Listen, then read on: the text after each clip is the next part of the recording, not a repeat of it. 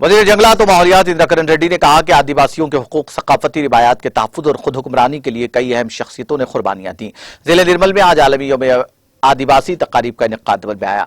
इस मौके पर रियासती वज़ीर इंदिरा किरण रेड्डी ने निर्मल जिले में मुनक्किदा आलमी यौम आदिवासी तकरीब में मेहमान खुसूसी की हैसियत से शिरकत की।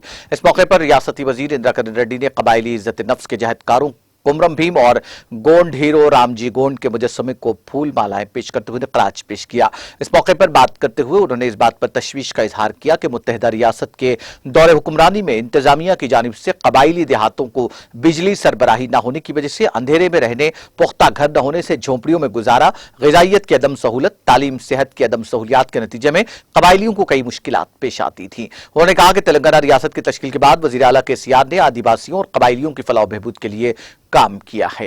उन्होंने कहा कि तेलंगाना हुकूमत की जानिब से आदिवासियों और कबायली तबकात की तरक्की के लिए कई तरक्याती और फलाही स्कीमात नाफिज की जा रही हैं। उन्होंने कहा कि हम रियासत भर में आदिवासियों के लिए 4 लाख एकड़ पर 1.52 लाख बंजर अराज़ियात के पट्टाजात तकसीम कर रहे हैं।